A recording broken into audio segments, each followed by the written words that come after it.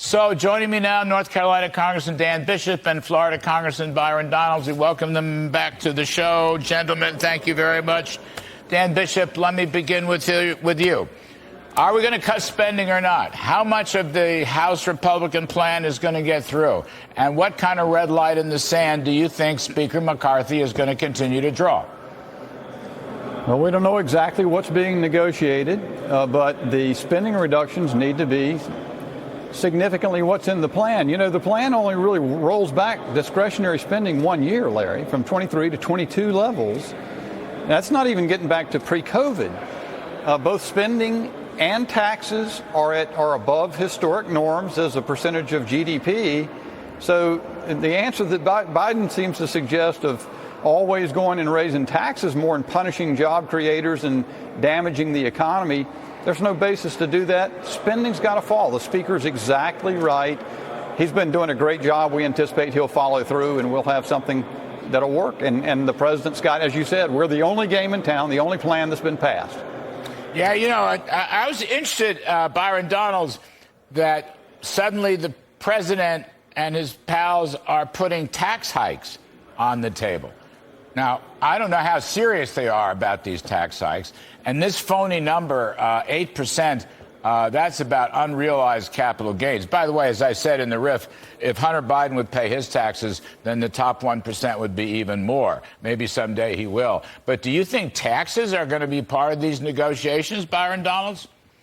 From our side, I don't even know why we're even talking about taxes. A couple of reasons. Number one, now that the Department of Justice has shut down the IRS investigation into Hunter Biden, they should have more than enough agents to actually deal with their actual job. They should continue that investigation, but I'll leave that alone for now.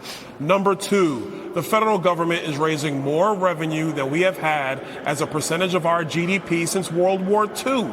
Our taxing policy, which is largely the Trump tax policy, has done actually a tremendous job of raising revenue for the Treasury. So what is Joe Biden's aim? Joe Biden wants to go grab every plum nickel from every American, rich or poor, black or white, Republican or Democrat, to pay for his radical spending. Here's the last piece on this, Larry. Tax increases cannot pass the Senate. I dare Joe Biden to bring a bill in the Senate right now. I guarantee you, Joe, it will not pass. So why is that a part of the negotiations? Makes no sense to me at all. At this point, since the White House doesn't have a strategy, Chuck Schumer, who's been quiet, like you said, they should pass something in the Senate, and House and Senate should negotiate. Because if we wait for Joe Biden, we'll be just like the people in Afghanistan and just like the southern border. It won't get done. Dan Bishop, you know, I would think 20% in real terms increase in domestic discretionary spending is enough. I mean, that's what Phil Graham's number was in the newspaper this morning, former Senator Graham, who's a very smart guy and wouldn't print the number if it weren't a real number. Nearly 20%, okay, 19%. I would think that's enough and should be curbed with some kind of 10-year cap. Now, the caps are going to be under great debate and great duress. How do you think that's going to turn out? And can you guys keep using that number and say, look, not only does this need to be held down because it's outrageous, but it would also help the Federal Reserve conquer inflation, probably keep interest rates lower than otherwise, probably even grow the economy, maybe even dodge a recession. In other words, I always like to have economic arguments behind these budget battles. That's right, Larry. To the point of the inflation item, if we continue on present track over the next 10 years, 17.5 cents out of every tax dollar will be expended on interest. And you can see how that just, you're heading into a doom loop. Americans understand that our spending is the problem. That's why AP just reported that 6 out of 10 want to have reform as part of this debt limit negotiation, and certainly we should have. And by the way, if there's bloodthirst for taking another tax hit at the rich, the Democrats passed Green New Deal tax credits that'll go to the wealthiest of people. That's in our package to repeal, because instead of costing $300 billion in tax expenditure over the next decade, it's now expected to cost $1.2 trillion, $1.2 trillion. So if they want to get, they want to hit it in the socket to the rich, repeal those. Let's go. Well, that's, good point. Byron Donalds, also in Senator Graham's op-ed piece today in the Journal. He makes 2 points.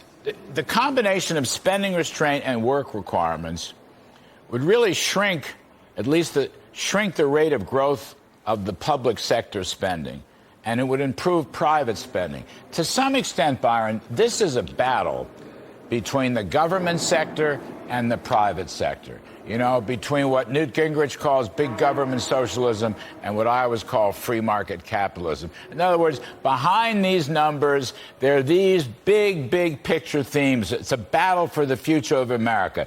Do we want public spending or do we want private spending? Do we want the government to run this economy or do we want the entrepreneurs and the job creators to run this economy? Well, look, Larry, I think Senator Graham is absolutely correct, and so are you. If you actually bring work requirements back, and by the way, in the state of Wisconsin, they just put this on the ballot. 80% of the voters of Wisconsin brought work requirements back to Wisconsin. They voted for that. It's a massively bipartisan compromise and solution. Not even a compromise. That's what everybody wants and supports, except for the radical left. If you have work requirements, coupling that with decreased federal spending, not only do you get excess liquidity from the government out of our economy, which, like you said, helps with inflation, but you get people back in the game. They're earning for themselves and their families. You then will lower government spending even more. This is a recipe for success for everybody, except if you're a radical leftist and you want massive government spending, or you're Joe Biden and you have no real idea of what you want in the first place. Yeah, there's no ladder of opportunity for people who are embedded in the welfare system. I mean, that's just the way the game works. You know, Dan Bishop, let me come back to all this other stuff. The X date, I didn't mention it in my riff. Janet Yellen, first she says it's June 1st. Now she's saying, well, we may not make it till June 15th. I don't know. She came up with June 15th. The CBO says we can make it through June 15th and probably through the month of July. I grow weary of this because at the end of the day, there's always revenues to pay the interest on the bonds.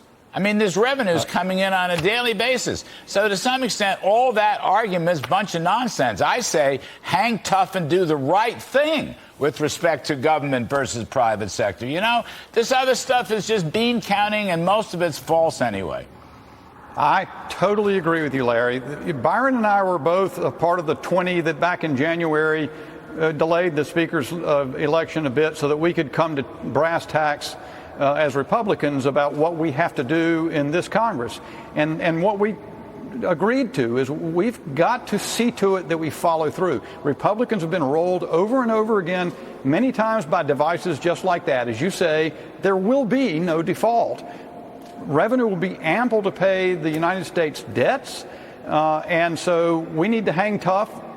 Speaker McCarthy's doing exactly that. His negotiators over the weekend were unafraid of calling a pause until the president decided to return from Japan. Look, I think the senators need to get back from vacation too, and they need to be responsible about this, but we're not going to be intimidated into being rolled as Republicans have time and again. Spot on. You know, I always say this, the members of the U.S. Senate need work requirements. I agree. I say wholeheartedly, Larry. I say that. I know I'll you vote for do. that too, Larry. I say that every show. I really believe they need some workfare over there. You know, I'd like to see their pretty little faces as soon as possible. Congressman Dan Come on Bishop. in, the water's fine. Congressman Byron Donalds, you're both terrific. Thank you ever so much for helping us. Appreciate it.